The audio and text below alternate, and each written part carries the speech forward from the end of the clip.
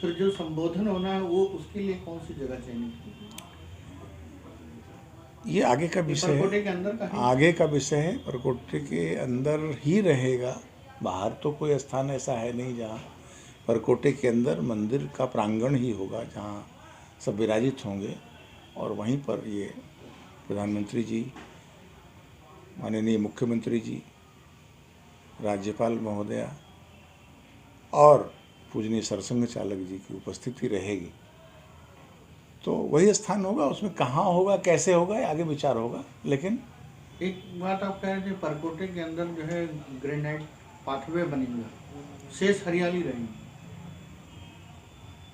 हाँ, जिसको आप परकोटा और मंदिर के बीच का खाली स्थान जो लगभग 27 मीटर का है, उसमें चलने के जो मार्ग होंगे वहाँ तो पत्थर लग करके बढ़िया से रास्ते बनेंगे जाने आने के लिए।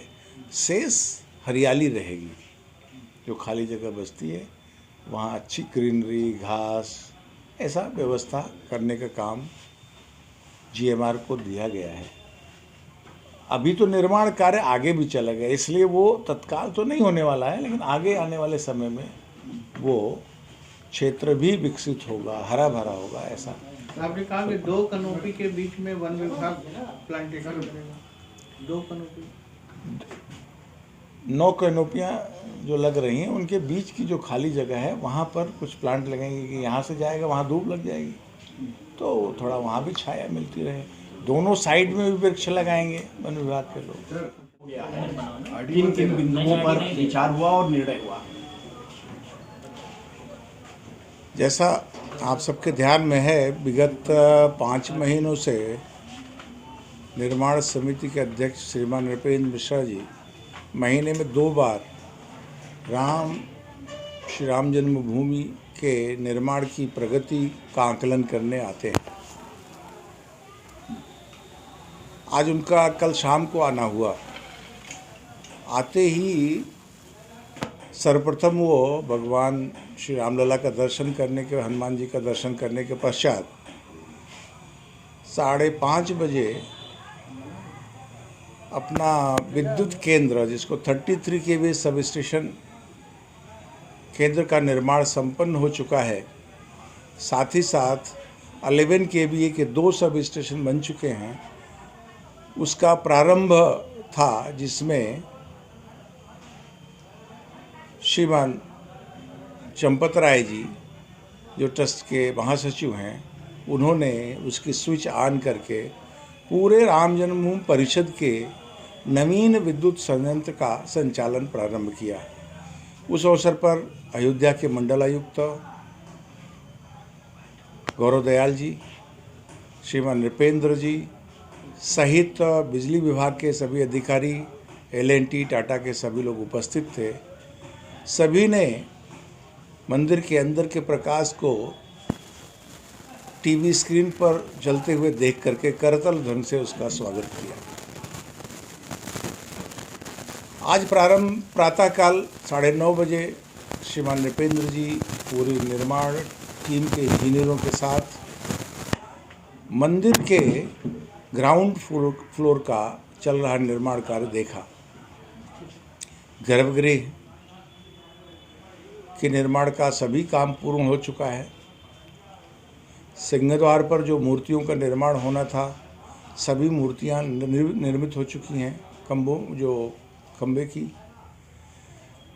फर्श और इनले का काम जो चल रहा था, वो सभी मंडपों का पूरा हो गया है। केवल गृह मंडप में निर्माण कार्य प्रगति पर है, वो भी पूरा हो गया है। लगभग आप कह सकते हैं कि जो नृत्य मंडप और गृह मंडप के बीच का मंडप है, वहाँ का थोड़ा बहुत काम बाकी है। अब आज के ये आप देखने जाएंगे तो ध्यान में आएगा, उसकी घिसाई, रगड़ाई, चमकाने का काम, पॉलिशिंग का काम ये प्रारंभ हो चुका है। शीघ्र ही ये पॉलिश आदि घिसाई होने के बाद, पॉलिश से पहले मंदिर के सभी खंभों की भी सफाई होगी, और उसके बाद फर्श को पॉलिश करके अगले कार्यक्रम के लिए प्रस्तुत कर दिया जाएगा। विद्युत के जितनी दूर घिसाई संपन्न हो चुकी है, वहाँ विद्युत के सब यंत्र फर्श में लग चुके हैं जो कल जले। शेष का काम जैसे ही घिसाई का काम पूरा होगा उसी अनुसार पूरे मंदिर में लगता चला जाएगा। सीढ़ियों पर संगमरमर लगने का काम पूरा हो गया है। सीढ़ी पर चढ़ते समय दोनों तरफ जो प्रतिमाएं लगनी हैं वो भी बंद करके आनी है, आ जाएंगी यथाशीघ्र, वो तैयार हो गई हैं, आकर के लगेगी। हम ये कह सकते हैं कि गर्भगृह 95% बन करके तैयार है। परकोटे का जो पूर्वी दिशा है उसका द्वार पूरा हो गया है। द्वार पर जो मंडप बनने का काम बहुत तेज़ी से चल रहा है वो भी यथाशीघ्र पूरा हो जाएगा। दोनों तरफ की भुजाएं द्वार की तरफ, वो उनका निर्माण, खंभे लग चुके हैं, आगे का निर्माण कार्य प्रगति पर है, वो भी समय के अंतर्गत पूरा हो जाएगा। हम मंदिर और परकोटे के बीच का जो एरिया है उस एरिया में पत्थर लगने का काम प्रारंभ हो गया है। जो कर्नाटक ग्रेनाइट के स्टोन्स वहाँ लगाए जाएंगे जहाँ चलने वाली जगह है। शेष जगह ग्रीनरी, हरियाली रहेगी। परकोटे से उतरने पर हम राम भक्तों को जो जैसे सीढ़ियाँ हैं मार्बल की वो मिलेंगी।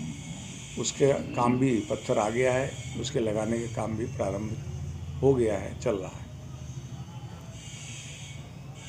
पीएफसी का निरीक्षण कल है, उसकी प्रगति की पूरी स्थिति से कल हम आपको अवगत कराएंगे। यात्रियों के लिए जो सुविधा केंद्र वो भी बहुत तेज़ी से निर्माण चल रहा है, कितना हुआ है, कैसे होगा, ये आपको आगे अवगत कराएंगे। परिसर के सभी मार्ग जो तीर्थयात्रियों के चलने के लिए उपयोग होने हैं उनके निर्माण का काम बहुत तेज़ी से चल रहा है। चाहे वो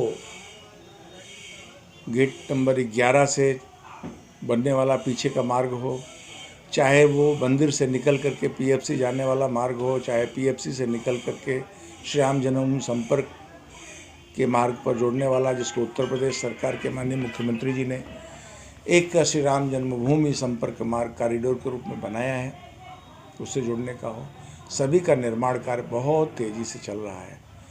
आप इस राम जन्मभूमि संपर्क मार्ग पर देखते होंगे कैनोपी लगने का काम चल रहा है। अभी दोनों कैनोपियों के बीच में उत्तर प्रदेश सरकार का वन विभाग वृक्षारोपण का काम भी प्रारंभ करेगा। ये कह सकते हैं ये जो संपर्क मार्ग है ये हरा भरा होगा, किसी को धूप, वर्षा आदि से बचने के लिए सुरक्षा की दृष्टि से सुरक्षा के उपकरण इन सभी कैनोपियों में लगेंगे, प्रकाश की व्यवस्था होगी, हवा की व्यवस्था होगी। इस सब बातों की आज समीक्षा हुई। सुरक्षा उपकरण मंदिर के अंदर, चाहे वो सीसीटीवी कैमरे हों, उसकी वायरिंग हो गई है। निकट भविष्य में यथाशीघ्र 25 कर पाएंगे। और मंदिर की कैपेसिटी क्या है और ट्रस्ट ने क्या अनुमान लगाया है? क्राउड मैनेजमेंट एक शब्द थोड़ा अंग्रेजी का बड़ा विशाल लगता है। हम राम भक्तों की सेवा के लिए व्यवस्थाओं का निर्माण करेंगे। आने वाले भक्तों को सुव्यवस्थित दर्शन व्यवस्था प्राप्त हो सके। समय तो सीमित है, उस सीमित समय में सुव्यवस्थित दर्शन, प्रतीक्षा करने की व्यवस्था, अपना नंबर आने पर दर्शन मिल सके, इसके लिए पूर्व नियोजित योजनाओं का निर्धारण हो रहा है। आने वाले समय में आप सबको उसकी जानकारी मिल जाएगी। वर्तमान दर्शन अवधि में कुछ और बदलाव की संभावना एक दिन में कितने लोग दर्शन करेंगे, कुछ अनुमान लगाया होगा? नहीं, अनुमान नहीं, कुछ ऐसी स्थितियां होंगी कि उसकी तैयारी कर रहे होंगे। ऐसा हुआ तो क्या करेंगे और क्या कैपेसिटी कितनी है एक दिन में करने की, और हम कितने करा होंगे? कैपेसिटी मंदिर की 1.5 लाख से 2.5 लाख के बीच की है। हम इतने लोगों को वहाँ दर्शन करा सकते हैं। निश्चित जो अवधि है मंदिर की, 4 पंक्तियों में दर्शन की व्यवस्था होगी। सुगमतापूर्वक हो सके, व्यवस्थित हो सके, इसके लिए जब सुव्यवस्था होती है तो थोड़ा कम ज़्यादा हो सकते हैं। इसीलिए 4 पंक्तियों में दर्शन की व्यवस्था है। लोग जब संख्या बढ़ती है तो उनको प्रतीक्षा करने की ज़रूरत पड़ती है, तो बैठने की जगह चाहिए, तो उसकी सुव्यवस्थाओं का निर्माण ट्रस्ट कर रहा है। लेकिन आज की जो वर्तमान स्थिति है, हम बताएं आपको, अभी परिक्रमा के बाद 1,45,000 लोगों ने एक दिन में दर्शन किया। केवल 2 पंक्तियों में दर्शन हो रहा है। तो आज इतने भक्त दर्शन कर रहे हैं, आगे 4 पंक्तियों में दर्शन होगा तो निश्चित रूप से आराम से होगा और इससे अधिक संख्या का तो क्या बदलाव भी होगा? जो आज 2 पाली हो रहा है तो 4 पाली में कब से क्या होगा उसका? 24 घंटे दर्शन तो होता नहीं कहीं। दर्शन की अवधि मैंने बताया निश्चित है। भगवान को विश्राम भी करने का समय है, पूजा आरती का भी समय है, सभी विधि विधान होंगे। उस विधि विधान के बाद जो समय है उसमें दर्शन की व्यवस्था और ये संख्या की कल्पना की जा रही है। बाहर में कहीं भी छोटे से बड़े से कैसे एक सिस्टम बना लेता है, कितने बजे क्या होगा, इसके बाद क्या होगा, इसके बाद क्या होगा। क्या 22 जनवरी के लिए इस तरीके का कोई सिस्टम डेवलप किया गया है? और जो प्राण प्रतिष्ठा होगा उसको तो वैदिक लोगों ने एक समय दिया होगा कि इसी समय ये होना चाहिए तभी शुभ होगा, वो क्या है? देखिए, इसकी धार्मिक समिति है, पूजनीय गोविंद देव गिरी जी उसके अध्यक्ष हैं। इन सारे विषयों का गहन विवेचन करके वो कार्य योजना बना रहे हैं। निश्चित रूप से एक मुहूर्त, शुभ मुहूर्त पर एक कार्यक्रम होगा। जैसा वैदिकों ने बनाया होगा वैसा होगा। पूज्य गोविंद देव गिरी जी, श्रीमान चंपत राय जी, ये सब मिल करके उन्होंने एक व्यवस्था निर्माण की होगी या कर रहे होंगे। उस विषय में वही आपको विशेष रूप से बता सकते हैं। मैं तो जिस संबंध में बता सकता है वो जानकारी दिया है। सर, क्या प्रसाद में और जो यहाँ से दर्शनार्थी जाते हैं वो जैसे अभी प्रतिबंधित है कि ये चीज़ें ले जा सकते, इन सब में क्या निरूपण है?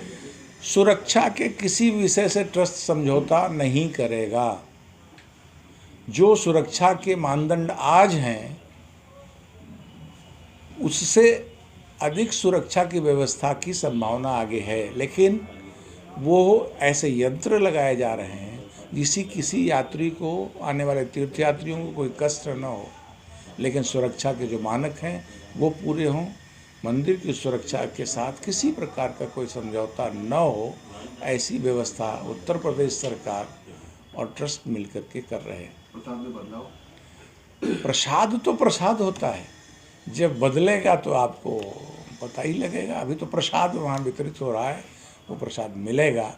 भगवान की प्राण प्रतिष्ठा के दिन तमाम भक्त तमाम प्रकार के प्रसाद देना चाहते हैं, तो वो प्रसाद जो देंगे वो भी वितरित होगा। आखिरी सवाल है, 23 तारीख को जब दर्शन शुरू होगा तो अभी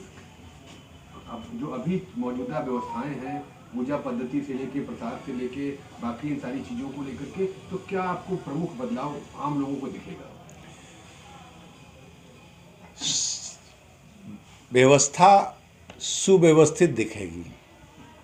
प्रसाद का वितरण और अच्छे ढंग से हो, आवागमन के मार्ग में कोई किसी प्रकार का कष्ट न हो, मंदिर में जाने वाला प्रत्येक राम भक्त आराम से दर्शन कर सके, ऐसी व्यवस्था ट्रस्ट कर रहा है। सर, तिरुपति बालाजी में जैसे वहाँ एक लड्डू का विशेष अपना हुआ है और तीर्थयात्री जो आते हैं वो लेना चाहते हैं अपने यहाँ बांटने के लिए, तो खरीद, क्या ऐसा भी कोई सिस्टम? हम यहाँ श्री राम जन्मभूमि तीर्थ क्षेत्र में अर्थ को केंद्र में रख करके कोई व्यवस्था निर्माण नहीं करते हैं। इसलिए चाहे वो आरती का दर्शन पास हो, निःशुल्क है। दर्शन करने वाले तीर्थयात्रियों को जो व्यवस्थाएं निःशुल्क हैं, प्रसाद निःशुल्क है। सभी व्यवस्थाएं प्रभु राम के दरबार में सेवा के लिए ट्रस्ट दे रहा है, सुविधाओं के लिए दे रहा है। किसी प्रकार का शुल्क लेकर के अभी ट्रस्ट ने कोई सुविधा देने का निर्णय नहीं किया है। आगे आने वाले समय में जैसा एक होगा। सवाल आखिरी है